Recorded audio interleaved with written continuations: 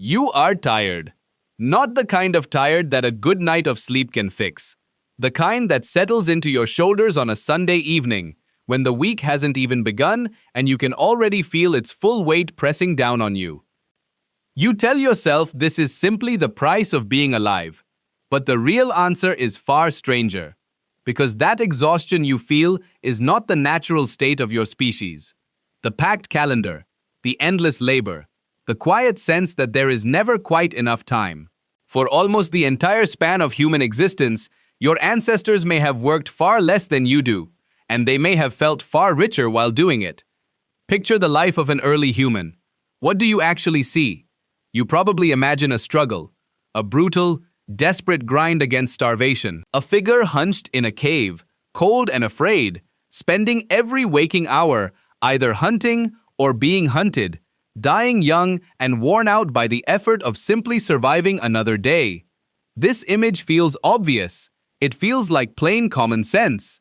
It is also almost entirely wrong. In 1966, at a conference in Chicago called Man the Hunter, an anthropologist named Marshall Sahlins stood up and proposed an idea so strange that it reshaped how his entire field understood the human past. He called hunter-gatherers the original affluent society. Not affluent, despite their simple tools and their empty pockets. Affluent because of the entire way they lived. What could he possibly have meant? To answer that, you have to leave the cave in your imagination behind and travel to a real place. The Kalahari Desert of southern Africa, one of the harshest landscapes on Earth. In the 1960s, an anthropologist named Richard Lee went to live among a group of foragers there, the Juhonsi, sometimes written as the Kung. He did something no one had really bothered to do before. He counted. He followed people through their days and measured, hour by hour, exactly how much time they spent finding and gathering food. The number he found stunned people. Adults spent somewhere between 15 and 20 hours a week acquiring food, roughly 2 or 3 hours a day. And this was not in some lush paradise dripping with fruit. This was in a desert, in a place you would expect survival to demand everything a person had. Sit with that for a moment. The people we imagined as the most desperate, the most overworked, the most trapped by survival were putting in fewer hours than you spend at a single job in 2 days. And they were not starving. Their diet was varied and nourishing, rich in nuts and roots and meat, in some ways healthier than the one on your plate tonight. So what did they do with the rest of the time? They rested. They talked. They visited relatives in other camps and stayed for days. They told stories by the fire and played games and made music and slept when they were tired rather than when a clock gave them permission. There was, quite simply, a great deal of leisure in a life we had always assumed held none. But here is where you should be careful. Because the story did not end there, and the truth is more interesting than a simple fairy tale about a lost paradise. When later researchers looked harder, they started to complicate the picture. If you only count the hours spent hunting and gathering, yes, the number is small. But food does not walk itself home and cook itself. Someone has to crack the nuts.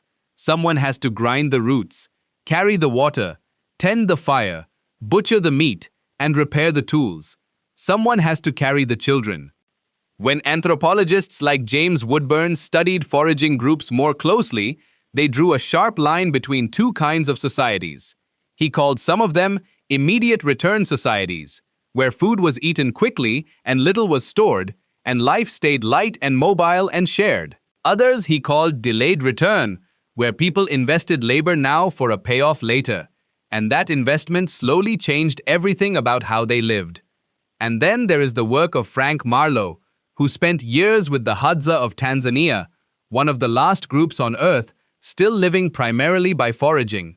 The Hadza are not living in a museum. They work. Their days hold real physical effort, real risk, real hardship, and life was often shorter, largely because so many children died young.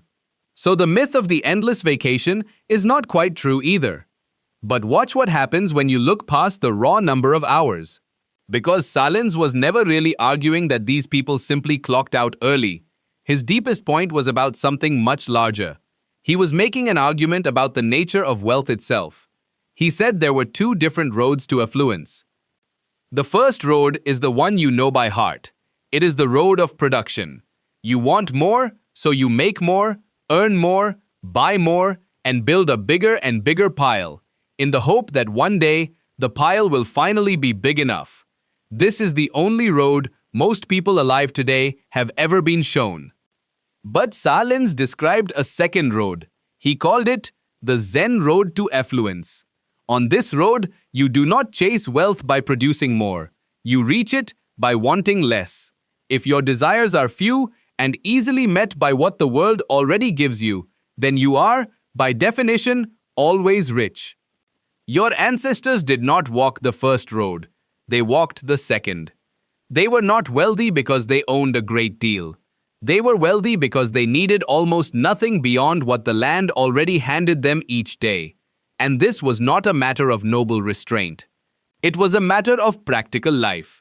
When you are nomadic, when you carry everything you own on your own back and move with the seasons, a large pile of possessions is not a treasure. It is a burden. Think about what that means. For a forager, accumulation is pointless. A bigger stockpile is just more weight to haul across the savannah. So there was no reason to hoard, no reason to compete over surplus, no reason to spend your one short life piling up more than you could ever carry or use. Wealth was not something you stored in a container. It was something you found freely, again and again, in a landscape you trusted to provide. And this is the exact point where the ancient world reaches out and touches your life tonight. Because you live in almost unimaginable abundance. Stop and truly notice it. You have clean water that appears at the twist of a handle. You have more food within walking distance than a Stone Age camp saw in a year. You have light that banishes the darkness at the flick of a switch, and a small glass rectangle in your pocket that holds nearly all the knowledge your species has ever gathered.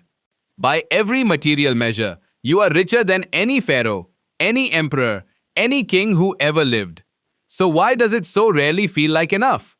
The answer sits in a quiet corner of psychology, in something researchers call hedonic adaptation. It works like this. Whatever you gain, you quickly grow used to. The new phone becomes just your phone. The raise becomes just your salary. The comfort you longed for last year becomes the invisible baseline you barely noticed this year. And the finish line you were running toward simply picks itself up and moves a little further away. You are on a treadmill. You run, and the scenery never changes, because the wanting regenerates faster than you can ever satisfy it. This is the road Sahlins warned about, dressed in modern clothes. It is the road of endless production, where enough is always just over the next hill. Your foraging ancestors stepped off that treadmill, or perhaps never stepped onto it, and in doing so, they found a strange kind of freedom you have spent your whole life being taught to ignore. So look again at the picture you started with. You imagine the ancient human as the poor one, trapped, exhausted, scraping by, and you imagined yourself, with your full fridge and your warm home, as the fortunate heir to all their struggle. But who, in the end, has more free time? Who feels the deeper sense of enough? Who spends their one brief life doing the things that make a life feel worth living, and who spends it hauling a pile that only ever grows heavier? The strangest thing about the human past is not how little your ancestors worked. The strangest thing is how much you must work simply to feel like it is never quite enough.